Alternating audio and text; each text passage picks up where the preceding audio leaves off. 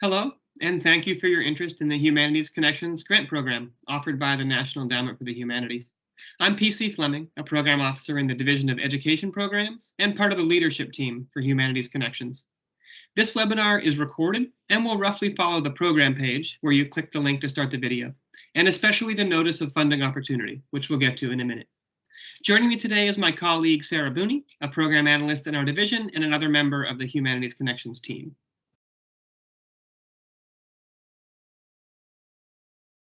If you have additional questions after this webinar, please join us for a live Q&A session at 1 p.m. Eastern Time on July 7th. The link is posted in the Notice of Funding Opportunity and on the program page just below this video. You can also reach out to us at any time through the program's email address, humanitiesconnections@neh.gov. There's a real person monitoring that inbox. In fact, it is usually me. You can send us questions and we'll answer them as quickly as we can. And as with most NEH grant programs, you can also send us a complete draft or part of a draft or a sketch of your idea. We'll put you in touch with a program officer in our division and provide feedback on your application before you submit it. The draft deadline is July 21st. We can't provide feedback on anything received after that date, but if you send it to us before July 21st, we're happy to speak with you. So that's a quick overview of the dates. Now back to PC to hear more about the program. Thanks, Sarah. Before you begin your application, you'll want to know more about the grant program and about what the application requires, and that's what we'll cover today. We'll follow the steps on the program page, and most of our time will be spent on step 1, which you'll see just below this video. Before we get to that first step, though, you'll see a basic summary of the grant program. As with all NEH grant programs, your proposal should present a project that meets the requirement of this particular grant. On the left side of the program page, just below the name of the grant, is a prose description of what this grant aims to do. In general, Humanities Connections program seeks to expand the role of the humanities in undergraduate education at 2- and 4-year institutions.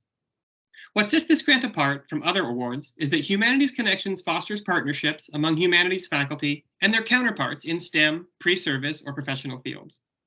In other words, this grant requires collaboration between faculty both within and outside the humanities. And projects should integrate the subject matter, perspectives, and pedagogical approaches of 2 or more disciplines, at least one humanities discipline and one discipline outside the humanities. If the project you have in mind doesn't meet those criteria, if it's not about undergraduate education, or if it doesn't involve both humanities and non-humanities faculty, then I'd suggest reaching out to a program officer to see what other NEH grant programs might be a better fit. I hope your project does seem like a good fit for Humanities Connections, though, and the rest of this video will help you get started on your application. On the right side of the program page, you'll find the grant snapshot. As you can see, this program includes 2 funding levels.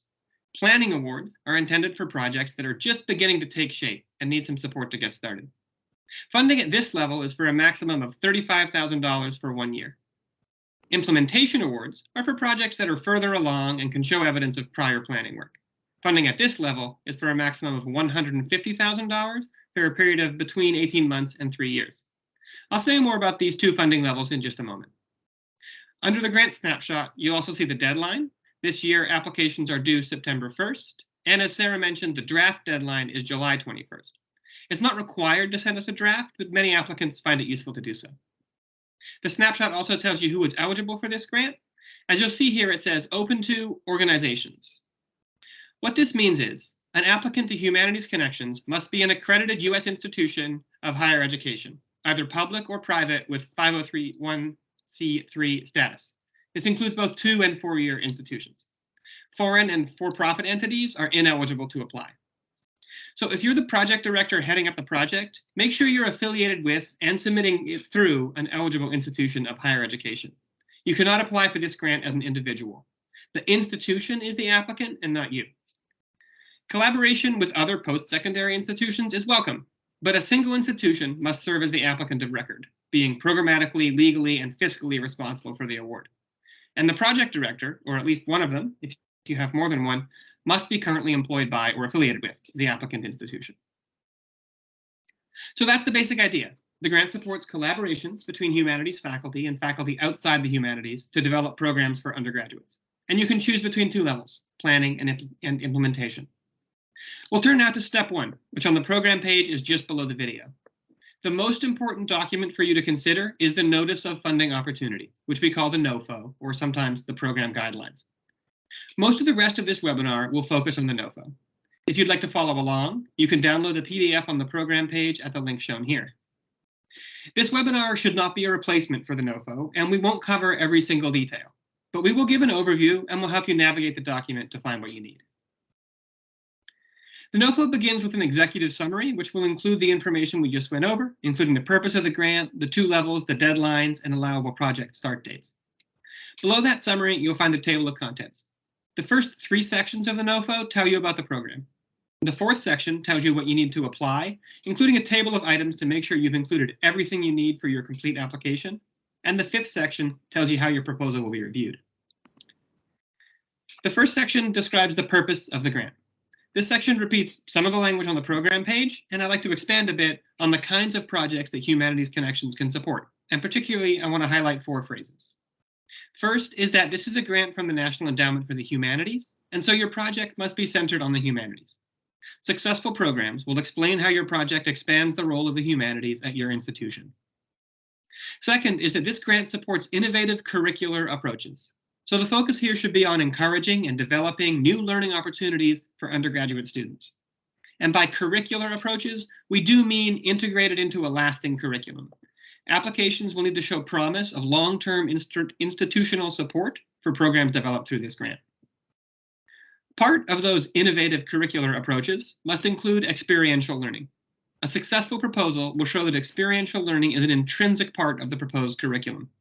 And we understand that the term experiential differs across disciplines, and it's up to you to explain why what you propose qualifies as experiential learning. Finally, and crucially, this grant fosters productive partnerships among humanities faculty and their counterparts outside the humanities. Other disciplines might include the social sciences, the natural sciences, pre-service or professional programs such as business, engineering, health sciences, law, data science.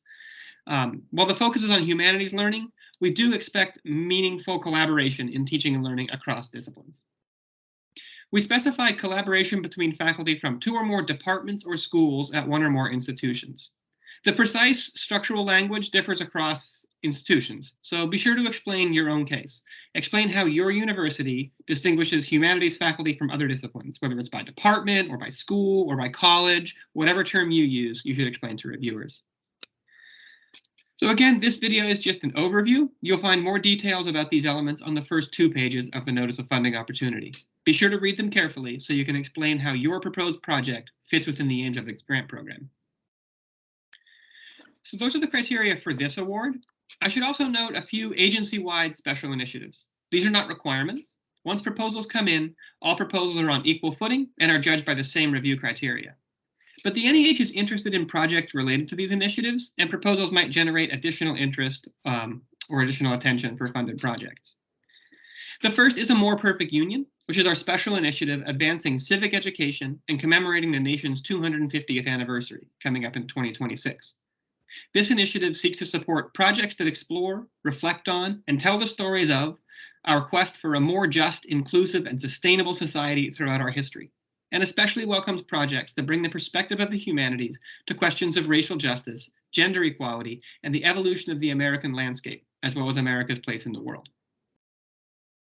The NEH is also especially interested in projects that use the humanities to help Americans understand the experiences of service members and to assist veterans as they return to civilian life.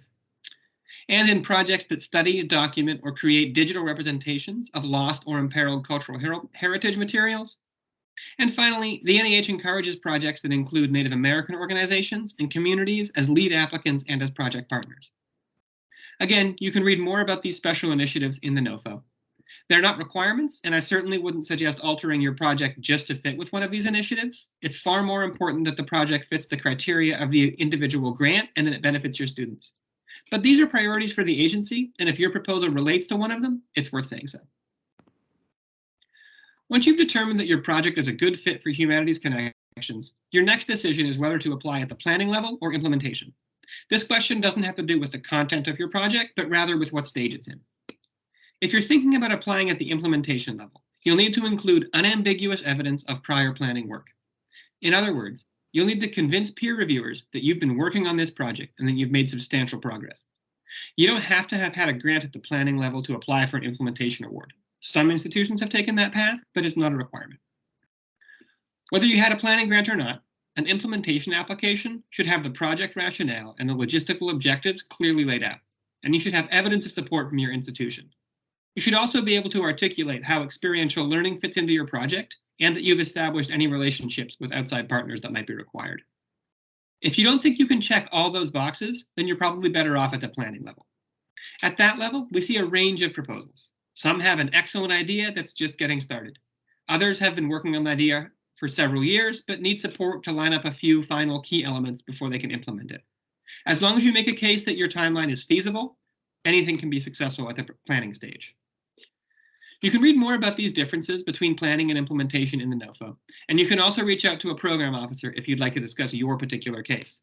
And I'd encourage you to join us for the Q&A session on July 7th. This is a topic that is sure to come up.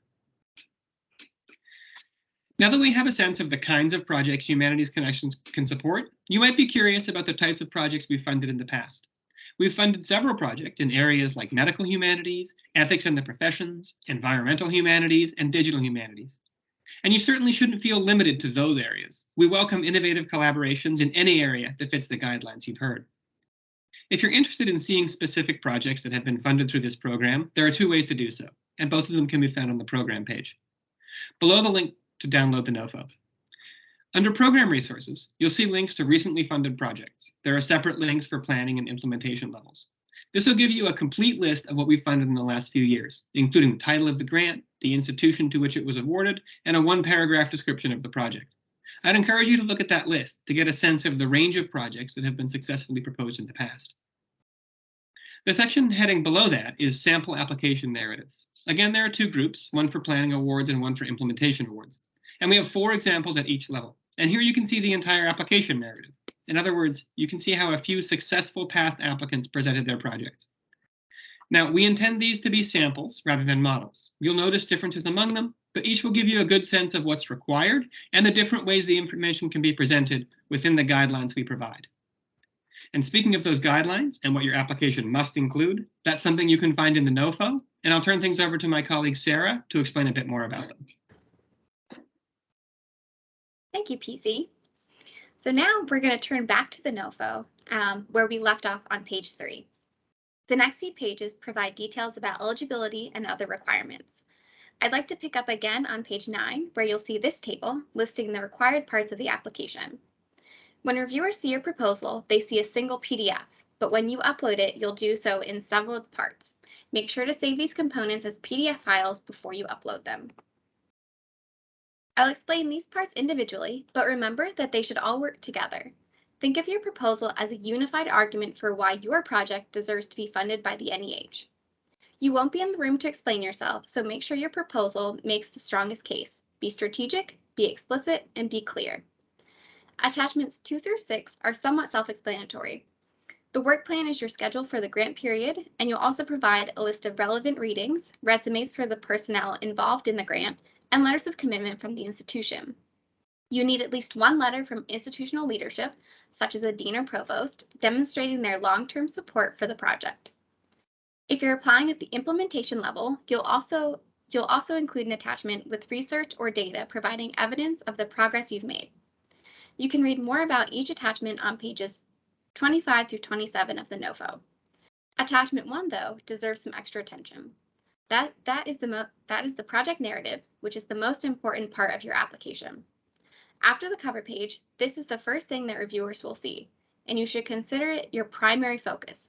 The narrative must be 8 pages or less. It's okay to single space, but you cannot go onto a 9th page. Applications over the limit are removed from the pool, so no matter how good your proposal is, we won't get a chance to see it. I will say a bit more about the content of the narrative in a moment, but first let me point out the review criteria. You should keep these at hand throughout your application process. They're on pages 30 and 31 of the NOFO. So you'll be keeping in mind the ways that the peer reviewers and others at NEH will be asked to think about your proposal. The review criteria are grouped under 3 main headers: intellectual quality, design quality and feasibility, and impact. Intellectual quality stands first and foremost among these equals. Because if your project isn't worth doing in terms of its intellectual significance, then it won't matter how organized you are or how many students it might affect.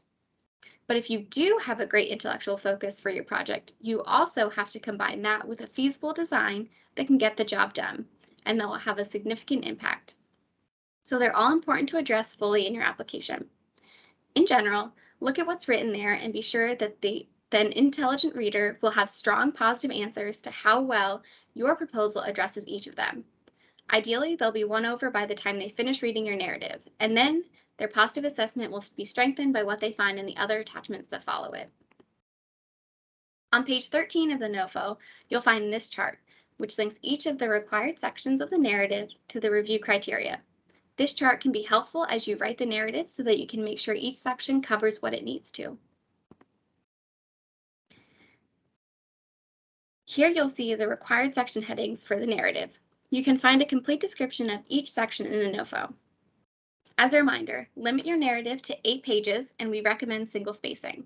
The whole narrative should be written so that a generalist audience could understand it, and you should carefully address or answer each of the items under each section header. I won't go over each section, but I would encourage you to read carefully the descriptions in the NOFO. These are probably the most important pages since they tell you what reviewers will expect to see. You don't get to be in the room to explain your project, so let the narrative be the main force that does that for you, that tells the story of who you are as an institution within your academic programs or areas, what kinds of students you have, and how you are trying to serve them, of where things stand now with regard to the humanities at your institutions, of where you want to be, and the future you want to build, and how your proposed project will use the time and funding from this grant opportunity to get there. There's one more part of your application I want to discuss, and that's the research and related budget form. You will fill out the research and related budget form in your grants.gov workspace when applying. The page will look something like this screenshot. This form will automatically integrate into your application based on what you enter there. Because this is a government-wide form, be sure to read the NOFO guidelines on how exactly to fill it out for this specific grant program's purposes. You can see pages 10 through 17 of the NOFO for that information. I know there's a lot of detail there, but don't let it overwhelm you. Many applicants find it helpful to reach out to their grants office for guidance. All projects are required to submit a budget justification to complement the budget form itself. It gets attached as part of that budget form. Be sure to title this file correctly and save it as a PDF to ensure that it successfully integrates into the application file that our reviewers will see. Finally, there are a few things that this grant is prohibited from funding. You can find a more complete listing of funding restrictions on page 29 through 30 of the NOFO, but I want to caution you against some of the most common pitfalls we see. This grant cannot fund the isolated addition or revision of a single course offering, the simple pairing of complementary courses versus substantial and purposeful interdisciplinary integration in review criteria, faculty or student travel abroad, costs for social events. Also, never charge alcohol to federal budgets. That's always prohibited. The NEH cannot fund the promotion of a particular political, religious, or ideological points of view, advocacy for a particular program of social or political action, or support of specific public policies or legislations. The best antidotes to this are to include diverse and varied voices, scholars, and sources on any topic, and especially current social or political hot topics, present participants with unbiased information and allow them to draw their own conclusions based on that information, root modern hot topic issues in the humanities, especially history, and focus on that humanities content in your application, and avoid buzzwords, language, and goals related to advocacy or activism, especially for hot topic issues. What you might see as humanities scholarship, a reviewer might see as advocating for a particular cause. By being aware of these differing viewpoints, you can hopefully build a stronger application that readers from any background or perspective will agree is a good fit for this grant program. And even if this kind of cross-disciplinary grant program, the NEH cannot fund projects whose main focus falls entirely outside of the humanities. We most often see this with projects whose main outcome or central focus is the creation or performance of art or having participants produce creative writing, autobiographies, memoirs, or creative nonfiction. We also sometimes see this with projects with outcomes focused in the non-humanistic or quantitative social sciences, such as those that deal with social science research or policy studies. Collaborating across boundaries is great, but if these sorts of areas are your project's main thrust, you may not want to be looking at the NEA or the NSF, or to nonprofits to support this kind of work, rather than the NEH. So, now you know what to do to get started on your application, and here's a timeline for some of when to do it. I hope you can join us for our live Q&A on July 7th at 1 p.m. Eastern. You'll find a link to join the meeting on the program page. We are accepting optional draft proposals or materials for feedback until July 21st. This is approximately 6 weeks ahead of the submission deadline.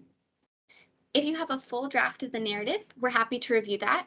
You can send drafts of other attachments that are not relevant, such as the work plan and readings if you like, which may be looked at alongside the narrative if time permits.